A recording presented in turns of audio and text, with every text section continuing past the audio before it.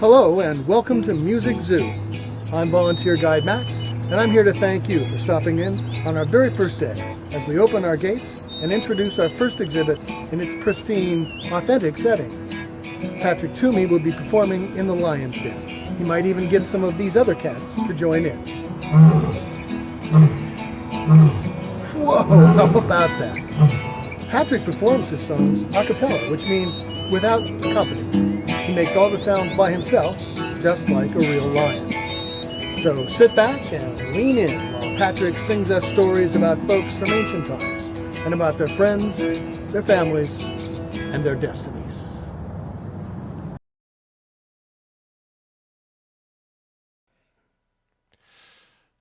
There used to be, may still be, areas in the United States where musical instruments, and dancing were considered sinful. What people did to get around this was they put together what they call play parties, where somebody would sing and the couples would walk through a game, they called it, which got around all the religious strictures. Here's a play party tune called Cedar Swamp. Way low down in the cedar swamp, water's deep and muddy. There I met my pretty little miss, there I kissed my honey. Swing lady up and down, swing lady home, swing lady up and down, swing lady home. Built my love a big fine house, built my love a garden. I put her in and she jumped out, fare you well my darling. Swing lady up and down, swing lady home, swing lady up and down, swing lady home. Blue-eyed girl is mad at me, black-eyed girl won't marry. Before I marry that cross-eyed girl, a single life I'll tarry. Swing lady up and down, swing lady home, swing lady up and down, swing lady home. Older she gets, prettier she gets, I tell you she's a honey. Makes me work all through the week and split stone wood on Sunday. Swing lady up and down, swing lady home, swing lady up and down, swing lady home. Way low down in the cedar swamp, water's deep and muddy. There I met my pretty little miss, there I kissed my honey. Swing lady up and down, swing lady home, swing lady up and down, swing lady home.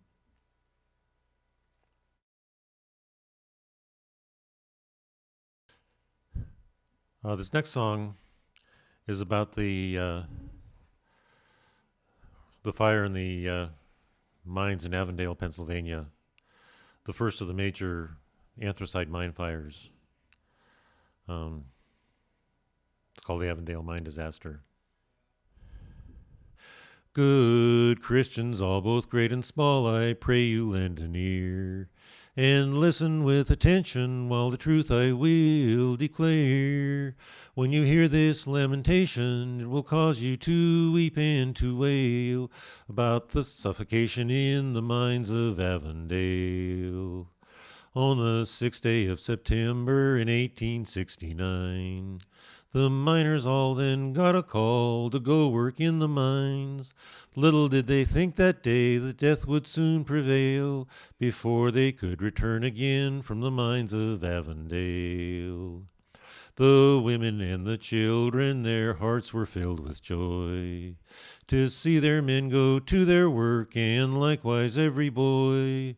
But a dismal sight in broad daylight soon made them all turn pale when they saw the breaker burning o'er the mines of Avondale.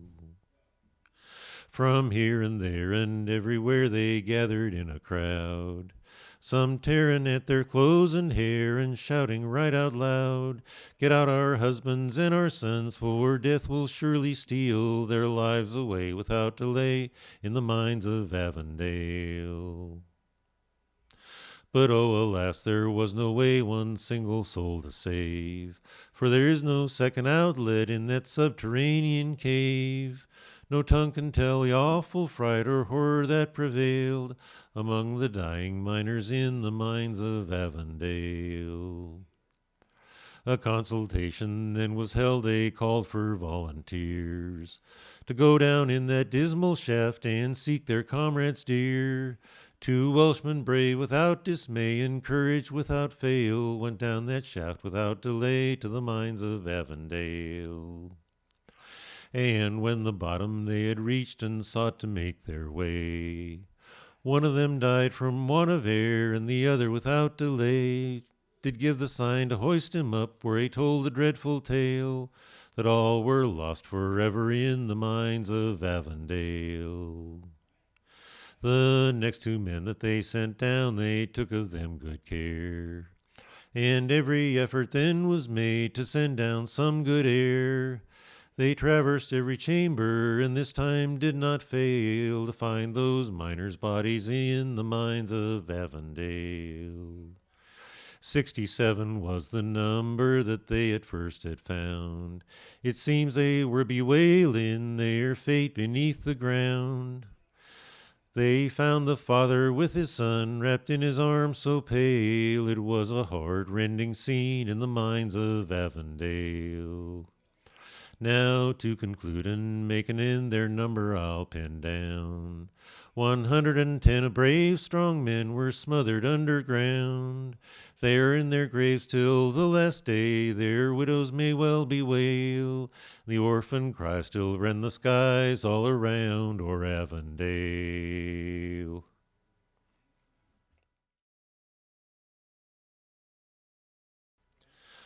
This song is a real standard that a lot of people have sung. A lot of people call it East Virginia blues, but it's not a blues, so I just call it East Virginia. I was born in East Virginia, North Carolina, I did go. There I made me a fair young lady, her name and age I did not know. Her hair it was of a darksome color, and her cheeks were rosy red.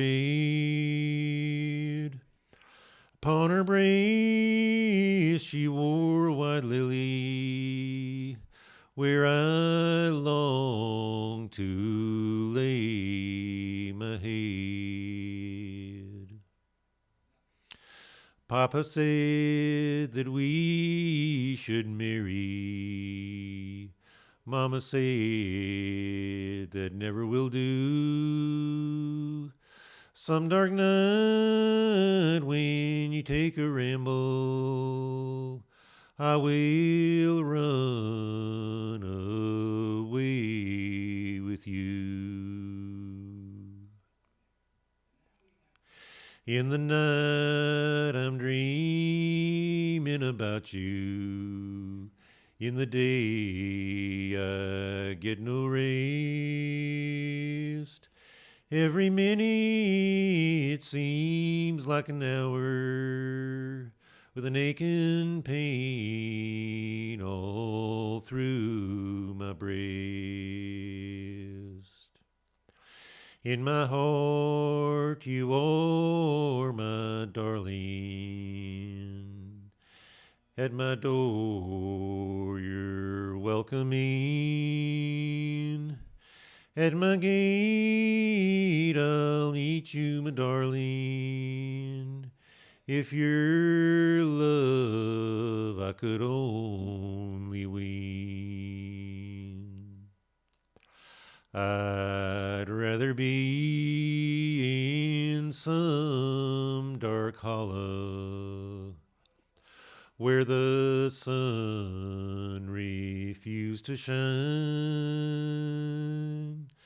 than to see you be another man's darling, never on earth to call you mine.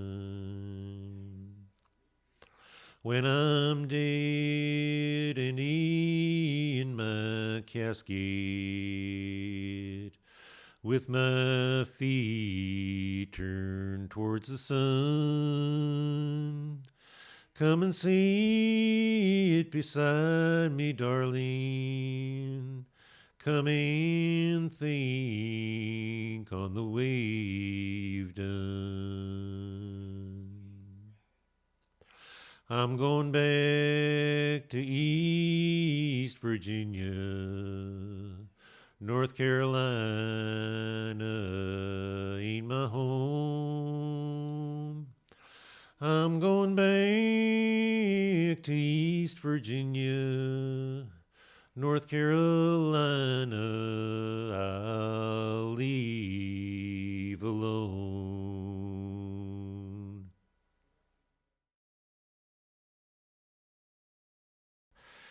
Here's a song that's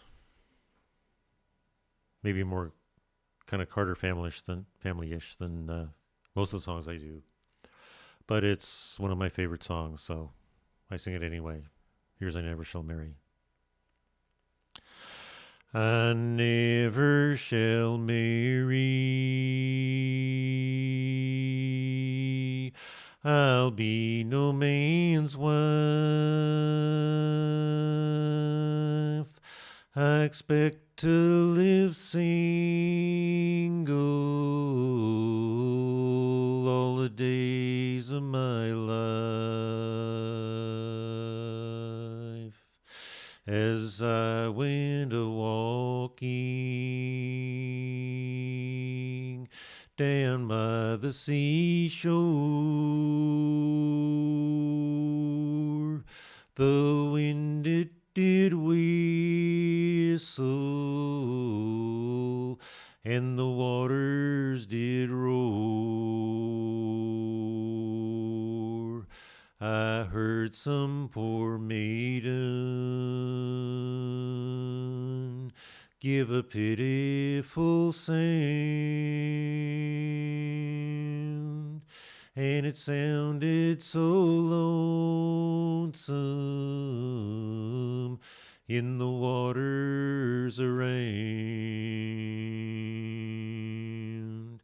I never shall marry. I'll be no man's wife. I expect to live single all the days of my life. He's gone and he's left me, the one I adore. He's gone where I never shall see him no more. The shells in the ocean will be my deathbed, while the fish in deep water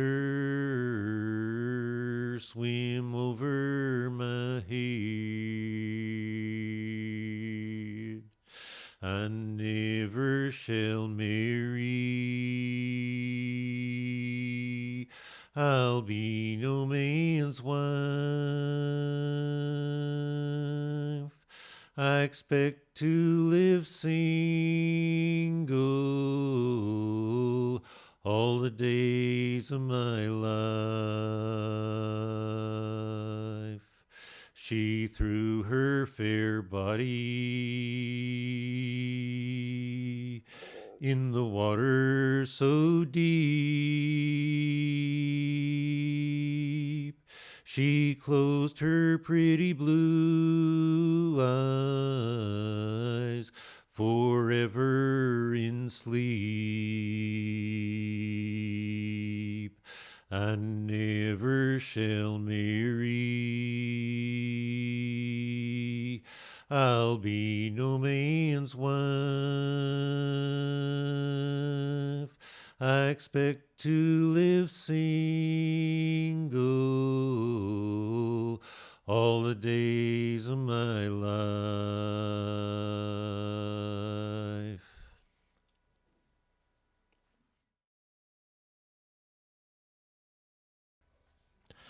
This next song is a ballad, a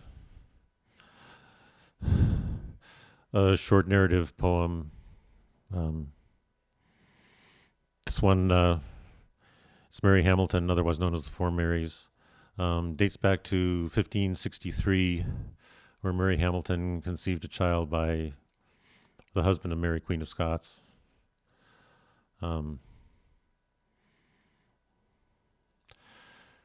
Words gone to the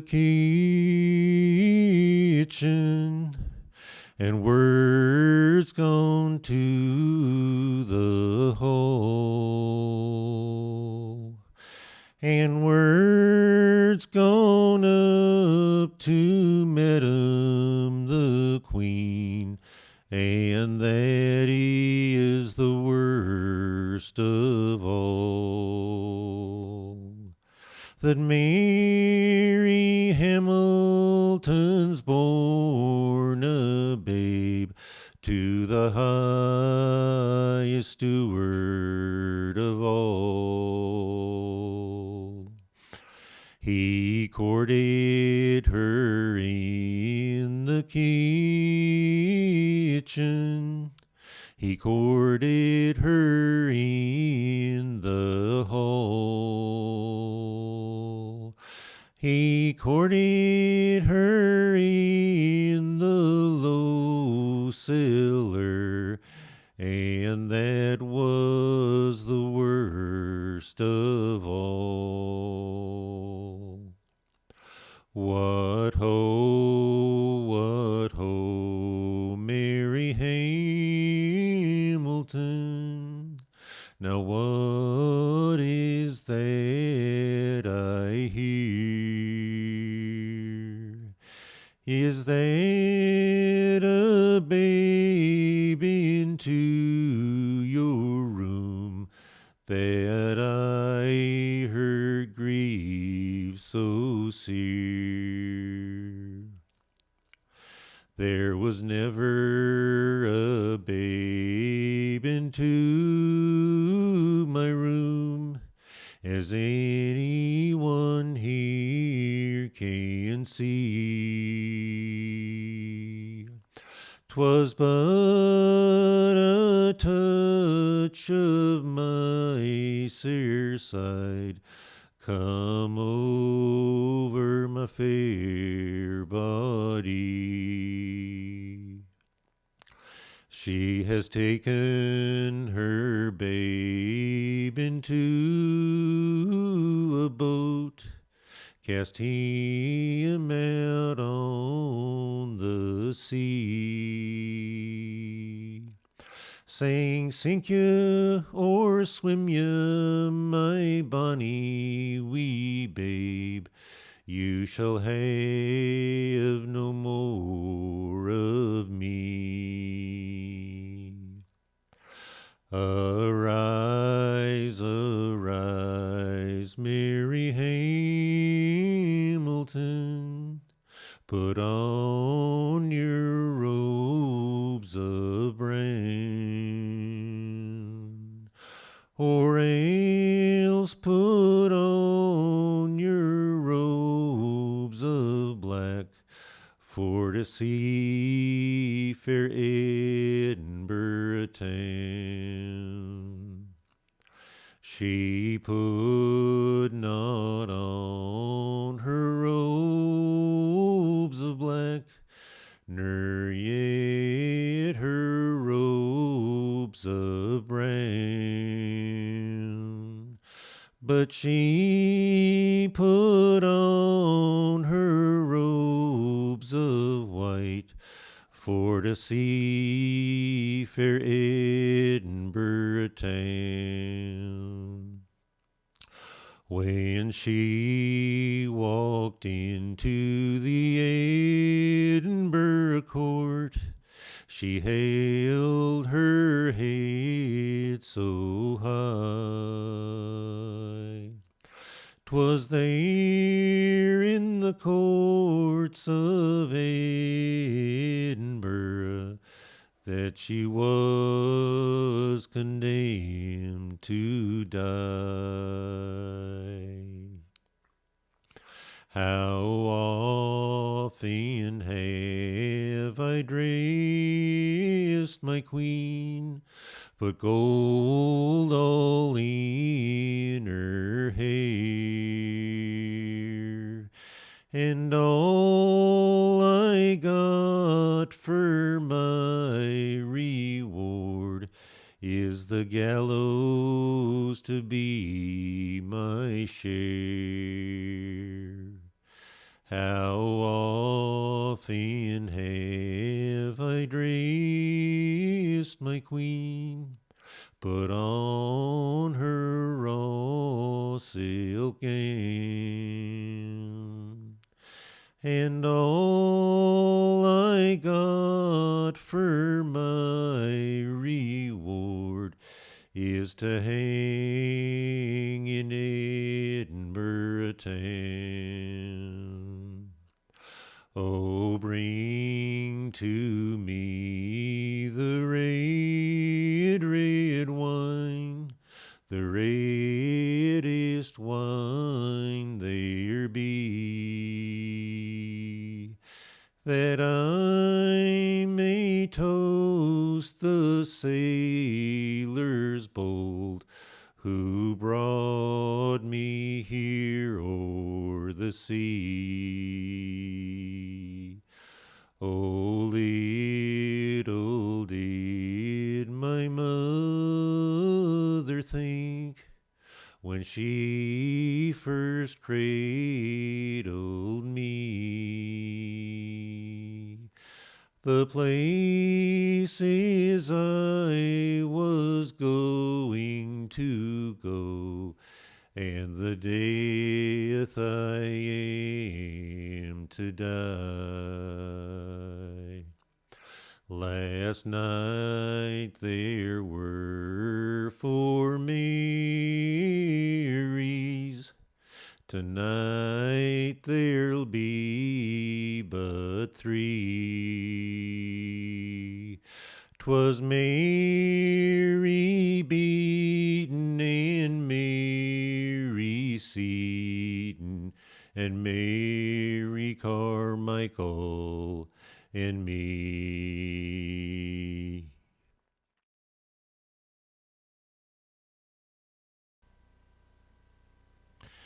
Here's a British ballad from the 17th century. It was originally called Lady of Carlisle. The version I do is called Carolina Lady. So we end up with a song about the title lady with a private zoo in the Carolina colonies, which may seem kind of strange. Some people think this was actually based on actual events that took place in 1666.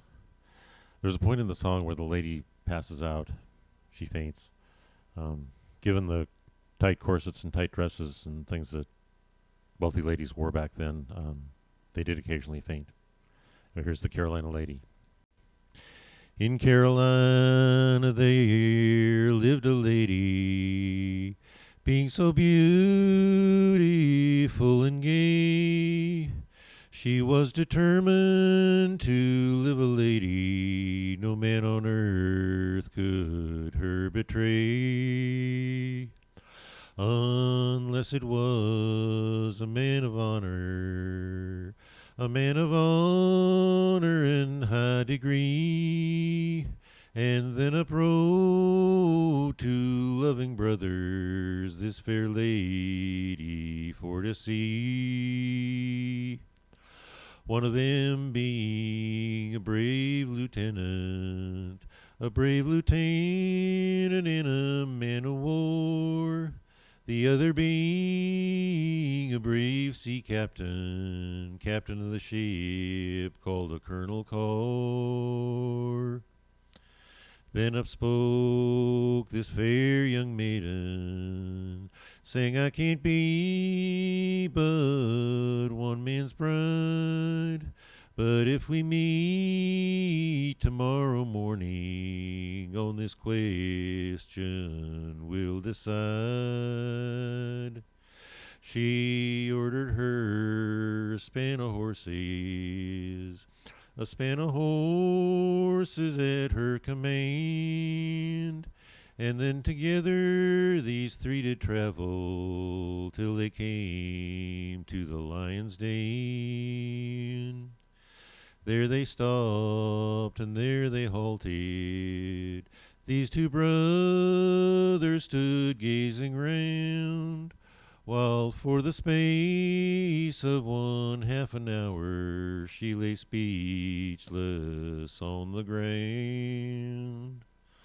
When at last she did recover, she threw her fan in the lion's den, saying, "Which of you to gain a lady will return to me my fan?"